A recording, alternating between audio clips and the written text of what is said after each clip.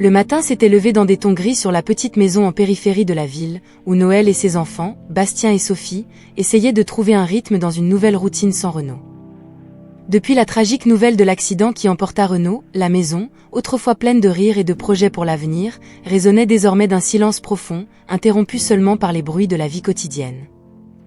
Noël, confronté à la réalité d'élever Bastien, 8 ans, et Sophie, 6 ans, seule, jonglait entre la douleur de la perte et la détermination à maintenir la famille unie. « Maman, tu as vu mon cahier de dessin ?» demanda Sophie avec innocence, interrompant les pensées lourdes de Noël. « Il doit être dans ta chambre, ma chérie. »« Je vais t'aider à le chercher dans une minute, » répondit Noël, forçant un sourire qui ne se reflétait pas dans ses yeux.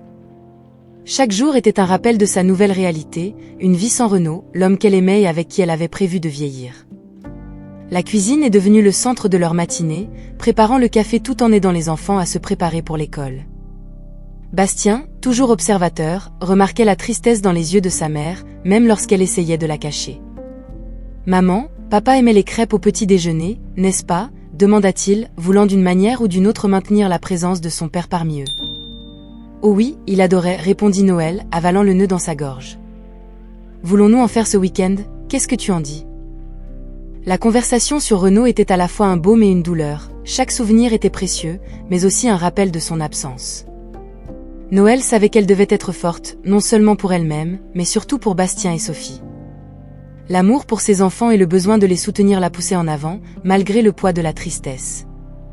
Après avoir conduit les enfants à l'école, Noël se permit quelques moments dans la voiture, regardant la maison qu'elle avait construite avec Renaud. Des larmes silencieuses coulaient sur ses joues tandis qu'elle rassemblait ses forces pour affronter un autre jour. « Je dois être forte », murmura-t-elle pour elle-même, en essuyant ses larmes. Déterminée, Noël commença à planifier sa prochaine étape. Malgré son passé difficile, ayant grandi dans un orphelinat et affrontant des défis inimaginables, elle n'avait jamais permis à l'adversité de la terrasser. Renaud admirait toujours sa force, et elle savait qu'elle en avait maintenant plus besoin que jamais. Elle passa la journée entre la recherche d'emploi en ligne et la réalisation de petits travaux freelance qu'elle trouvait. La traduction, sa passion endormie, semblait maintenant une possibilité lointaine. Un jour, pensait Noël, je réaliserai notre rêve, Renaud. Pour nous et pour les enfants. En fin de journée, lorsque Bastien et Sophie revinrent de l'école, la maison se remplit à nouveau d'une énergie que Noël savait qu'elle devait préserver. Les dîners, les devoirs et les histoires avant le coucher devinrent son sanctuaire, de petits moments où ils pouvaient être une famille à nouveau, même en l'absence de Renaud. L'ombre de la perte suivait Noël, mais en ses enfants, elle trouvait la lumière pour continuer. Malgré la douleur, elle gardait espoir en l'avenir, une promesse silencieuse qu'elle trouverait d'une manière ou d'une autre un chemin à travers l'obscurité pour Bastien, Sophie et elle. Alors que les jours se transformaient en semaines, Noël affrontait la dure réalité de sa situation. Chaque matin, en se préparant pour un autre jour, elle s'armait d'une force qu'elle ne savait à peine posséder. La décision d'accepter un emploi de femme de ménage dans une grande entreprise commerciale n'avait pas été facile. Cependant, le besoin de subvenir aux besoins de Bastien et Sophie parlait plus fort que la fierté ou le rêve reporté de devenir traductrice. Le travail était exigeant, physiquement et émotionnellement. Noël parcourait les vastes couloirs de l'entreprise, toujours en mouvement, nettoyant, organisant, et veillant à ce que chaque espace reflète l'image professionnelle que l'entreprise souhaitait projeter. Il y avait des moments où, au milieu de la vapeur des produits de nettoyage et du son répétitif de la serpillière sur le sol, Noël se permettait de rêver éveillé, imaginant un monde où les circonstances pourraient être différentes. Malgré l'épuisement, elle ne laissait jamais cela transparaître chez elle. Bastien et Sophie étaient sa principale préoccupation, et elle faisait de son mieux pour qu'ils ressentent le moins possible les difficultés auxquelles ils étaient confrontés. Noël s'efforçait de maintenir la joie à la maison, même lorsque la fatigue pesait sur ses épaules. « Comment était ta journée, maman ?» demandait Sophie avec un sourire innocent, ne comprenant pas complètement les luttes que sa mère affrontait. « C'était bien, ma chérie. »« Et la tienne ?» répondait Noël, toujours intéressé par les histoires de ses enfants, par les petites victoires et les défis quotidiens de l'école. Elle savait que chaque moment de normalité était un trésor. Les week-ends étaient sacrés pour Noël. C'était le moment où elle pouvait consacrer tout son temps à Bastien et Sophie, créer des souvenirs, leur apprendre à cuisiner des plats simples ou simplement se promener dans le parc. C'étaient des moments où l'ombre de la perte et les difficultés financières laissaient place au rire et à l'amour inconditionnel. Cependant, la réalité trouvait toujours un moyen de s'imposer. Les factures s'accumulaient, et chaque centime gagné était méticuleusement comptabilisé.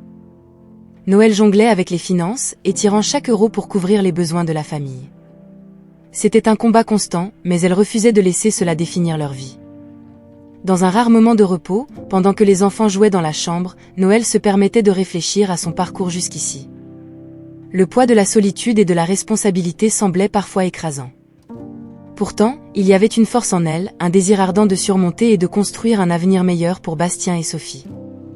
C'était ce désir qui la faisait se lever chaque matin, affronter un autre jour et continuer à se battre, malgré les dures réalités. Et ainsi, entre l'éclat du sol reflétant ses efforts et les sourires des enfants illuminant sa vie, Noël trouvait l'équilibre pour avancer. La vie lui avait infligé de durs coups, mais elle était déterminée à les affronter la tête haute, avec espoir dans le cœur et la certitude que, d'une manière ou d'une autre, les choses s'amélioreraient. Un après-midi typique, le soleil baignait la ville de sa lumière dorée, mais Noël était à l'intérieur du grand immeuble de bureaux, loin des rayons du soleil, plongé dans sa routine de nettoyage. Le bureau du directeur, Albert Martin, était sa dernière tâche de la journée. Albert était connu pour sa sérieux et sa dévotion au travail, mais il croisait rarement Noël, dont les horaires étaient méticuleusement planifiés pour éviter les interruptions dans le flux de travail de l'équipe. En entrant dans le spacieux bureau, Noël commença son travail avec l'efficacité habituelle, se déplaçant silencieusement autour de la pièce, dépoussiérant les étagères remplies de livres et de documents importants. Alors qu'elle nettoyait le bureau d'Albert, un document attira son attention. C'était un texte en espagnol, une langue avec laquelle elle avait une familiarité que peu de gens connaissaient, un vestige de son rêve de devenir traductrice. Sans y penser, Noël commença à lire le document à voix basse, corrigeant automatiquement les erreurs qu'elle trouvait. Ce paragraphe pourrait être plus clairci, murmura-t-elle, absorbée par la tâche, sans remarquer qu'elle n'était plus seule dans le bureau. Vous parlez espagnol ? La voix d'Albert la surprit, la faisant légèrement sursauter. Il se tenait à l'entrée du bureau, l'observant avec une expression de curiosité et de surprise. Oui. J'ai étudié un peu, bafouilla Noël, gênée d'avoir été surprise en train de parler seule et tenant le document du directeur entre les mains. Elle s'attendait à une réprimande, voire même à un avertissement pour avoir violé la confidentialité de son travail. Albert, cependant, s'approcha avec un réel intérêt. Et vous arrivez à comprendre tout cela ? Il désigna le document d'un mouvement de tête. On dirait que vous faisiez plus que simplement lire. Noël hésita, mais quelque chose dans la posture ouverte et le regard encourageant d'Albert la fit lui faire confiance. Oui, j'étais en train d'ajuster quelques parties. L'espagnol ressemble beaucoup au français sur certains aspects, et moi, eh bien, j'ai toujours aimé les langues. À sa grande surprise, Albert ne montra aucun signe d'irritation.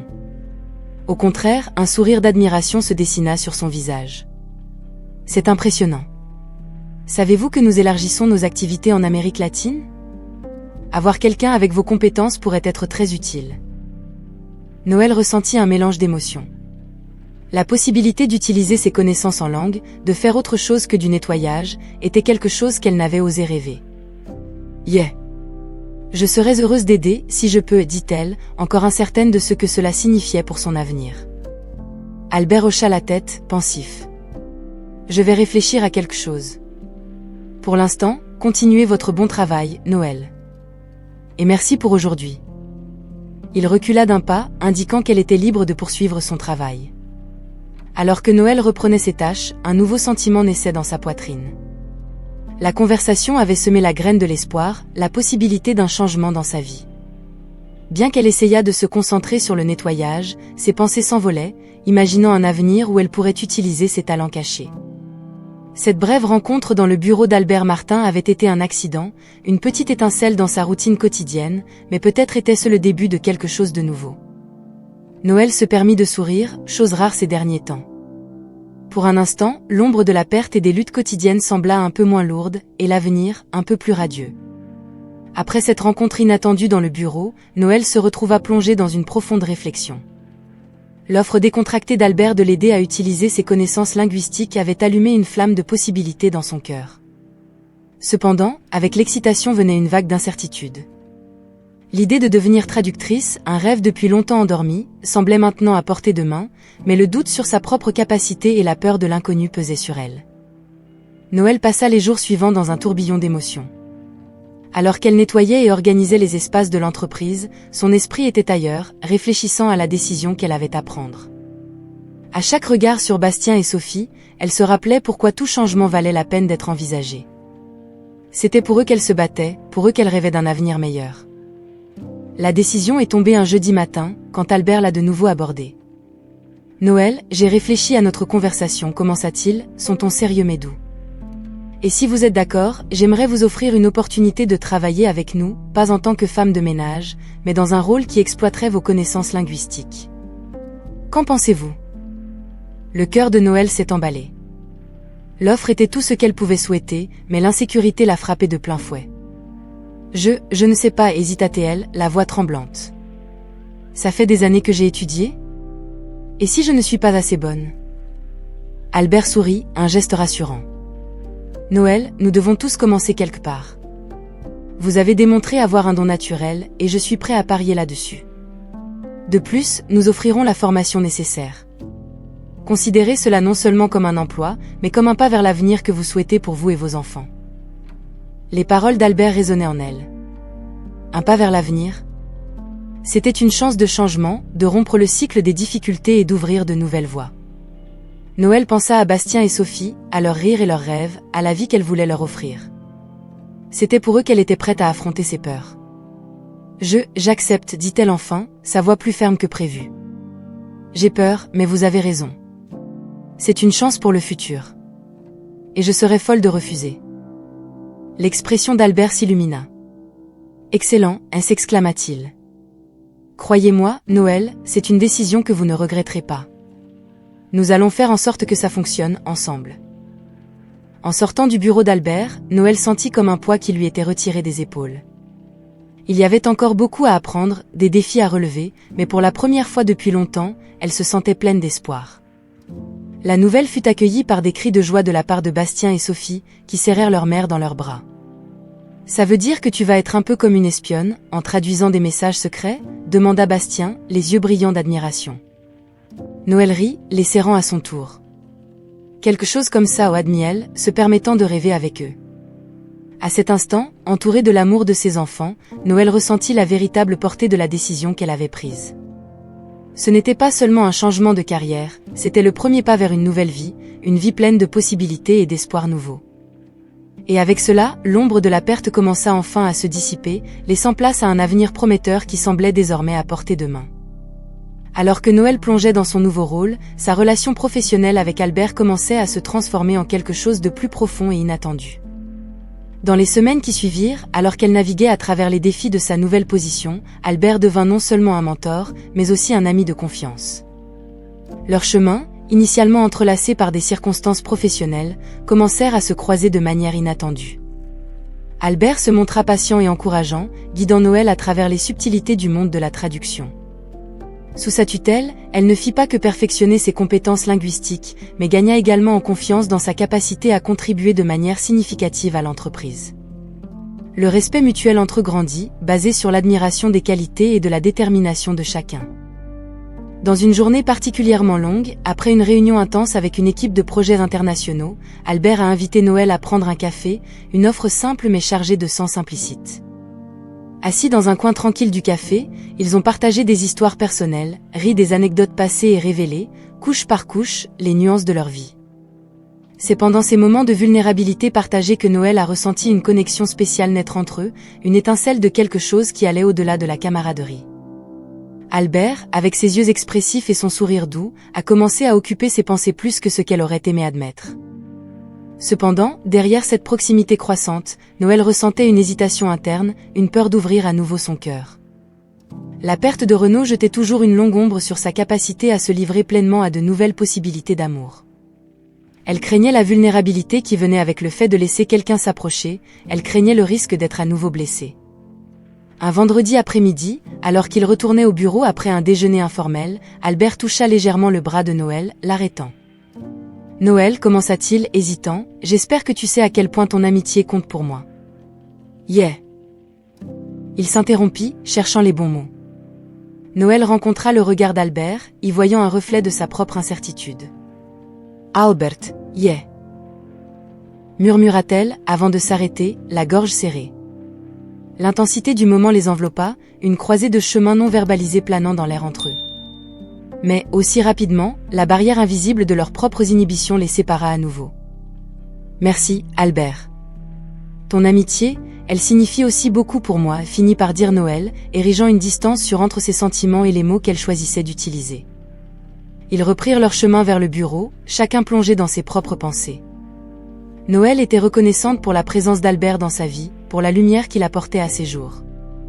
Cependant, elle savait que, avant de pouvoir explorer la possibilité d'un nouveau départ, elle devait affronter les ombres du passé et trouver la paix avec les souvenirs de Renaud.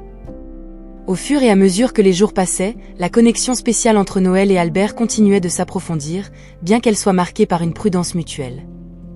Tous deux étaient conscients de la fine ligne qu'ils parcouraient, entre l'amitié et quelque chose de plus, un territoire émotionnel complexe que ni l'un ni l'autre n'était complètement prêt à naviguer.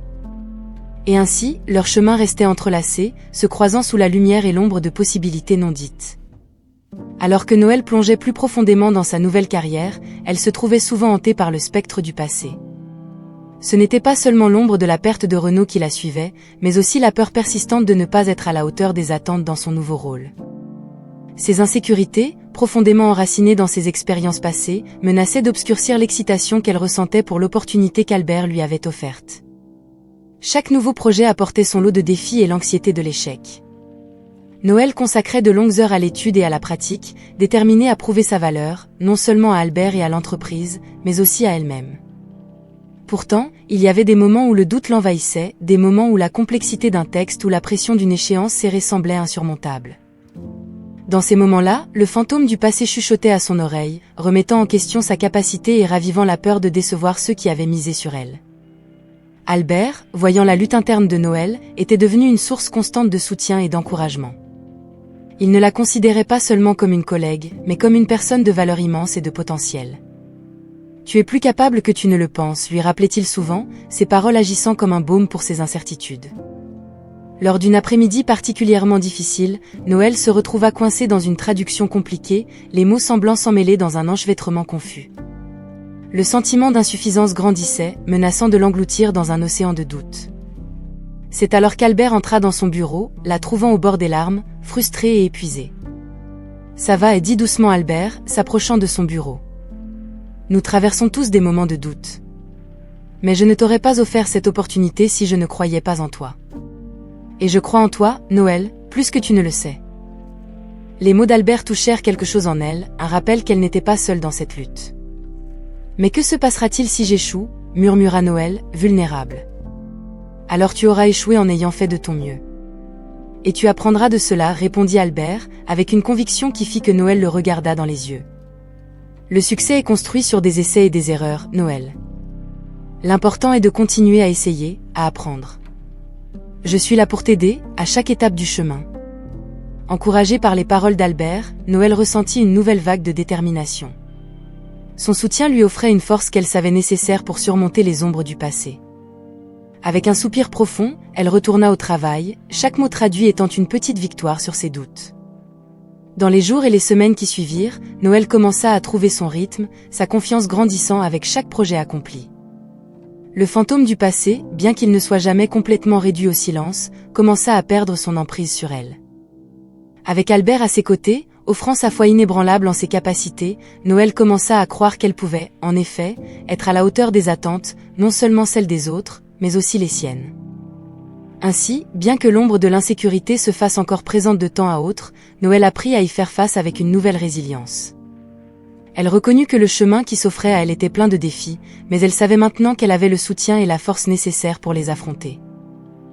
Et peut-être plus important encore, elle commença à voir que, au-delà du soutien professionnel, ce qu'elle et Albert partageaient se transformait en une profonde connexion personnelle, un lien renforcé par l'adversité et la confiance mutuelle.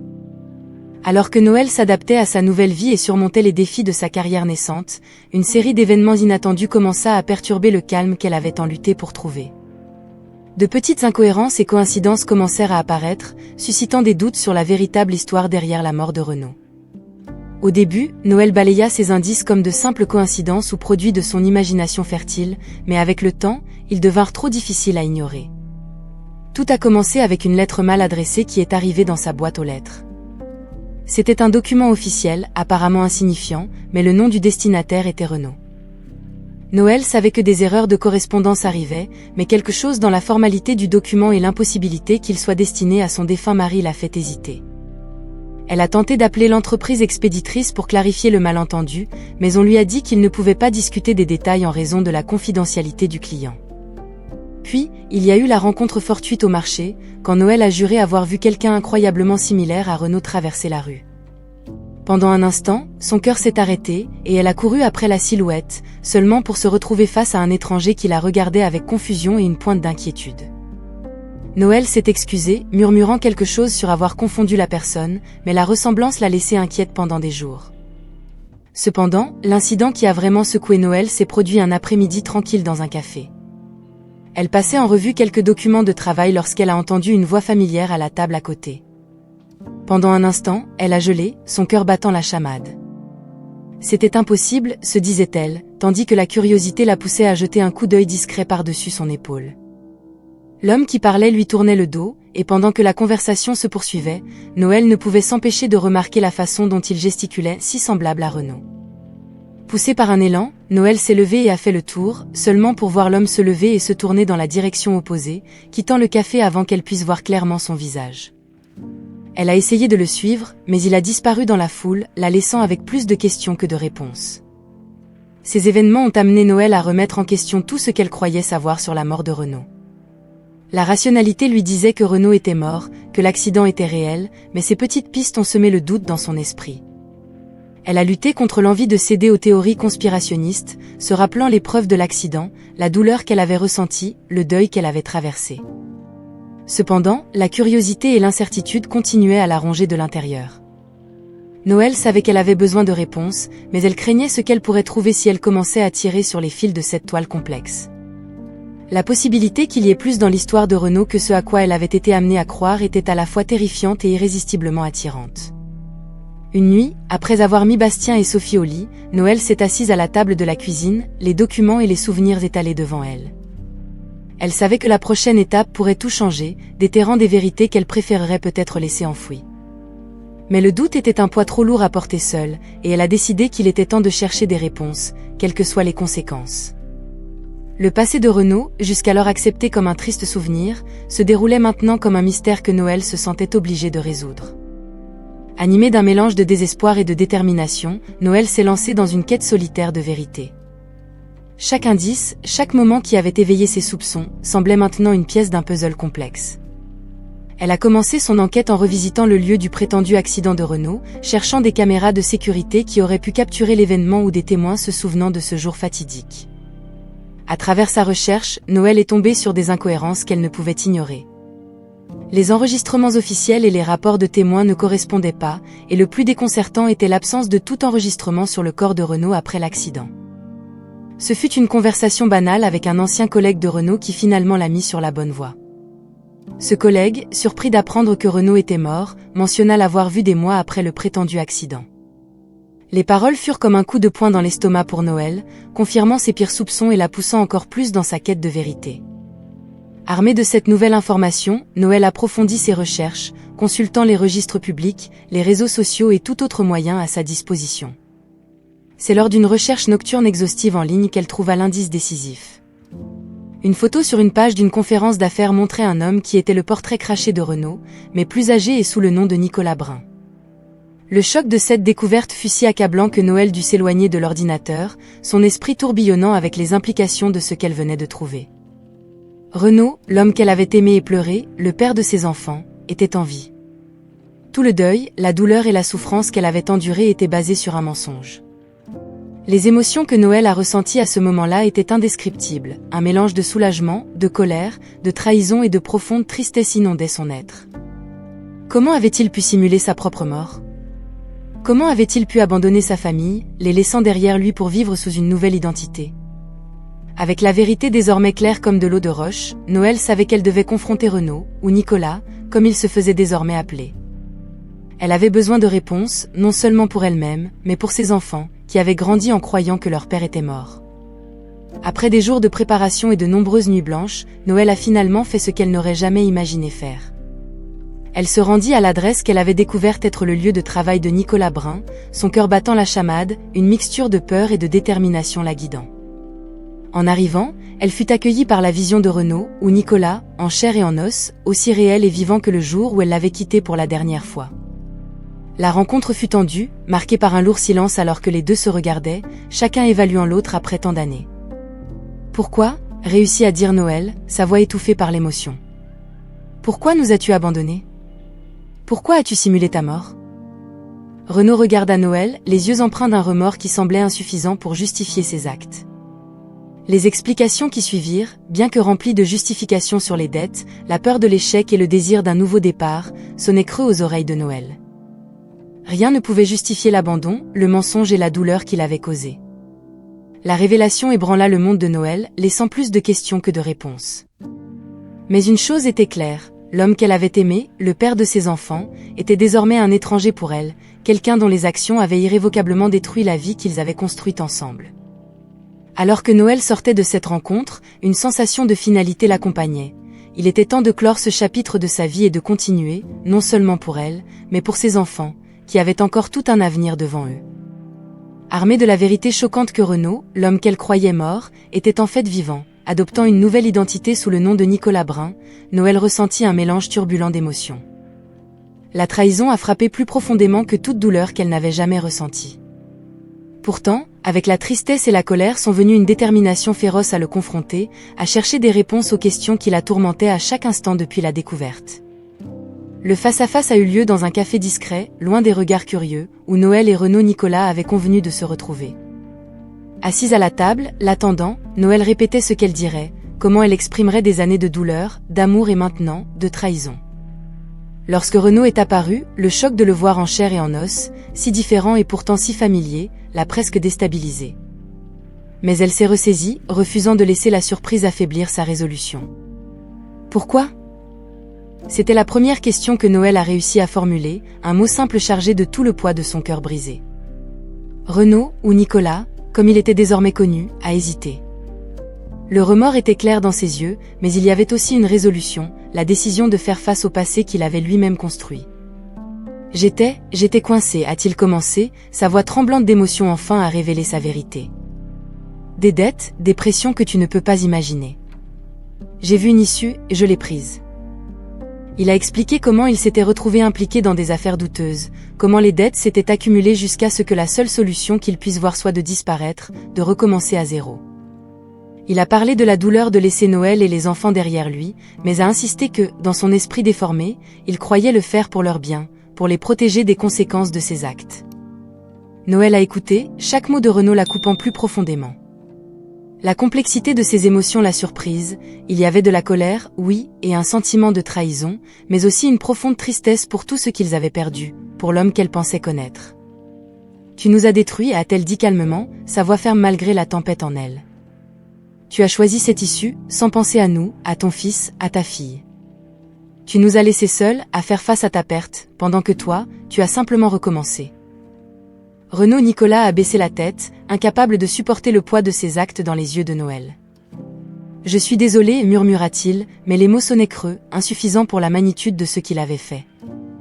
Pour Noël, le face-à-face n'a pas apporté le soulagement qu'elle espérait. Au lieu de cela, il a révélé l'étendue de la blessure que Renaud avait laissée dans sa vie et dans celle de ses enfants. Pourtant, le confronter, entendre sa confession, lui a donné une sorte de clôture, une compréhension que le passé était vraiment derrière elle maintenant. En se levant pour partir, Noël a regardé Renaud Nicolas une dernière fois. « J'espère que tu trouveras la paix que tu nous as volée, dit-elle, avant de se retourner et de quitter le café, laissant derrière elle l'ombre d'un homme qu'elle avait autrefois aimé. En marchant dans les rues, Noël a ressenti le poids de la conversation, mais aussi une étrange sensation de liberté. Renaud avait fait ses choix, et maintenant elle ferait les siens. Elle était dévastée, oui, mais aussi déterminée à reconstruire sa vie, plus définie par l'ombre d'une trahison, mais par la force de sa propre résilience. Dans les jours qui ont suivi le face-à-face avec Renaud, Noël s'est retrouvée dans un état de profonde réflexion. La rencontre avait non seulement remué de vieilles émotions, mais l'avait également confrontée à la réalité de sa nouvelle vie, une vie qu'elle avait commencé à reconstruire à partir des cendres de la trahison de Renaud. La révélation de son existence, bien que choquante, s'est avérée être le catalyseur dont Noël avait besoin pour finalement clore un chapitre douloureux de sa vie et se tourner entièrement vers l'avenir. Albert, qui s'était révélé être un pilier de soutien inconditionnel tout au long des découvertes tumultueuses, est resté aux côtés de Noël, lui offrant non seulement du réconfort, mais aussi un amour qui avait silencieusement grandi entre eux. En la regardant faire face aux rebondissements avec tant de grâce et de détermination, Albert a su qu'il voulait passer le reste de sa vie avec Noël. Par une après-midi ensoleillée, alors qu'ils marchaient ensemble dans un parc, il lui a posé la question, avec une simplicité et une sincérité qui ont touché le cœur de Noël. « Je veux que nous formions une famille, Noël. Je veux que nous nous marions », a déclaré Albert, tenant ses mains entre les siennes. Il n'y avait aucune hésitation dans sa voix, seulement une certitude qui venait de la connaissance profonde de ce qu'ils ressentaient l'un pour l'autre. Noël a regardé dans les yeux d'Albert, voyant là le futur qu'elle n'avait jamais imaginé possible. La douleur du passé et les incertitudes qui l'accompagnaient semblaient disparaître, ne laissant que la chaleur de la promesse d'un nouveau départ. « Oui », a-t-elle répondu, sa voix chargée d'émotion et de gratitude. « Oui, je le veux. » Alors que Noël et Albert célébraient leurs fiançailles, la vie de Renaud prenait un tournant très différent. Les conséquences de ses actes passés l'ont finalement rattrapé, déclenchant une série d'événements qui l'ont vu perdre non seulement sa liberté, mais aussi tout vestige de ce qu'il avait construit sous sa nouvelle identité. La vérité sur ses transgressions, une fois révélée, a entraîné des actions légales qui l'ont dépouillé de ses illusions et l'ont confronté à la réalité de ses choix. Alors qu'il faisait face au poids de ses décisions, Renaud se retrouvait isolé, loin de la famille qu'il avait abandonnée et de la vie qu'il avait tenté de construire sur des mensonges. L'ironie de sa situation ne lui échappait pas, dans sa quête d'une échappatoire aux conséquences de ses actes, il s'était coincé dans un coin d'où il n'y avait pas de sortie. La solitude et le regret sont devenus ses compagnons constants, une punition auto-infligée pour la douleur qu'il avait causée à ceux qu'il aimait le plus.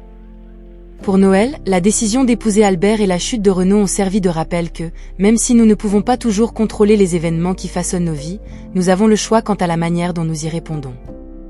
Elle a choisi l'amour, l'espoir et la possibilité d'un avenir meilleur, non seulement pour elle-même, mais aussi pour ses enfants, Bastien et Sophie, qui regardaient maintenant Albert comme une figure paternelle. Les choix de Noël et les conséquences auxquelles Renaud a été confronté étaient la clôture d'un chapitre turbulent de leur vie. Pour Noël, c'était la confirmation que, même dans les cendres de la trahison et de la douleur, il est possible de trouver la force de reconstruire et de redécouvrir le bonheur. Pour Renaud, c'était un rappel sombre que nos actions ont des conséquences et que le passé, aussi loin que nous essayons de le fuir, trouve toujours un moyen de réclamer son dû. La cérémonie de mariage de Noël et Albert était le reflet parfait du nouveau chapitre qu'ils commençaient ensemble, intime, rempli d'amour et de promesses d'un avenir partagé. Tenu dans un petit jardin fleuri, entouré des amis les plus proches et de la famille, l'événement était la célébration de la résilience de l'amour, de la beauté de recommencer et de l'union de deux familles. Bastien et Sophie, désormais accueillant Albert comme une partie intégrante de leur vie, participèrent à la cérémonie avec une joie éclatante. Leur inclusion, non seulement en tant que spectateurs, mais aussi en tant que participants actifs à l'union de Noël et Albert, symbolisa la fusion de leur vie et le début d'une nouvelle famille.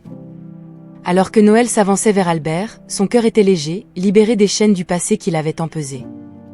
Se regardant dans les yeux tout en échangeant leurs vœux, ils partageaient une certitude commune. Peu importe les tempêtes qu'ils avaient affrontées individuellement, ensemble, ils pouvaient naviguer à travers n'importe quel avenir.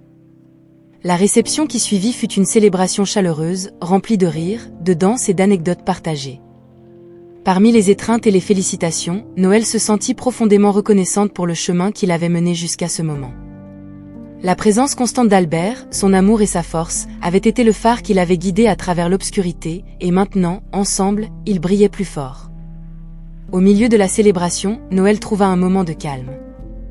S'accordant une brève réflexion, elle pensa à Renaud. Malgré la douleur de sa trahison, Noël reconnut que le chemin vers la véritable paix résidait dans le pardon. Pardonner à Renaud ne signifiait pas oublier ce qui s'était passé ou minimiser la douleur causée par ses actions. Cela signifiait, cependant, se libérer du poids du ressentiment, choisir de regarder vers l'avenir plutôt que de rester ancré dans le passé. Dans cet instant d'introspection, Noël ressentit une libération, une paix qu'elle n'avait pas connue depuis longtemps. Elle comprit qu'en pardonnant à Renaud, elle se donnait aussi la permission de vivre pleinement, sans les ombres de ce qui aurait pu être. Elle était prête à avancer, à embrasser la vie qu'elle avait choisie avec Albert et ses enfants, une vie de possibilités, d'amour et de joie.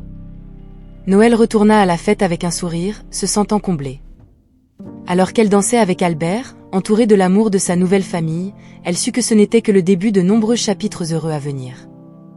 Le chemin jusqu'à ce point avait été long et parfois douloureux, mais elle voyait maintenant chaque défi comme une étape nécessaire sur la voie de trouver un bonheur plus profond et plus significatif. Le mariage de Noël et Albert n'était pas seulement la célébration de leur union, mais aussi un témoignage de la capacité du cœur humain à guérir, à aimer à nouveau après la perte et à trouver la beauté dans la poursuite de la vie malgré les cicatrices du passé. Ainsi, entourés d'amis et de famille, Noël et Albert accueillirent un nouveau chapitre dans leur vie, un chapitre rempli d'espoir, d'amour renouvelé et de possibilités infinies. La vie de Noël et Albert, désormais unis par le mariage, s'épanouissait sous la chaleur d'un amour renouvelé et la promesse d'un avenir partagé. La cérémonie avait été le reflet parfait de leur relation, intime, pleine de sens et entourée de ceux qu'ils aimaient le plus. Bastien et Sophie, désormais pleinement intégrés à la nouvelle famille qu'ils formaient avec Albert, rayonnaient de bonheur, l'acceptant non seulement comme un beau-père, mais comme un véritable père. L'arrivée de leurs enfants, fruit de l'amour entre Noël et Albert, marquait le début d'un nouveau chapitre dans leur vie.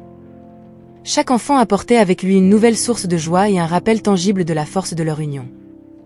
Les regardant grandir, Noël se surprenait souvent à réfléchir au parcours qu'elle avait parcouru, des profondeurs du désespoir à la plénitude d'une vie qu'elle n'avait à peine osé rêver.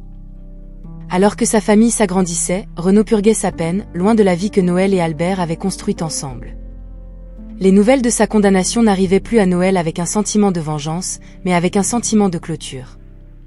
Elle avait trouvé la paix, non seulement dans la vie qu'elle avait choisi de vivre avec Albert, mais aussi dans son cœur. Pardonner à Renaud n'avait pas été un acte d'oubli, mais une libération des chaînes que la douleur et la trahison lui avaient imposées. Noël avait compris qu'en pardonnant, elle se libérait pour vivre pleinement, pour aimer et être aimée sans réserve. La vie de Noël, désormais remplie de rires d'enfants et de moments partagés en famille, était une preuve vivante que l'amour et la résilience peuvent vraiment triompher des adversités.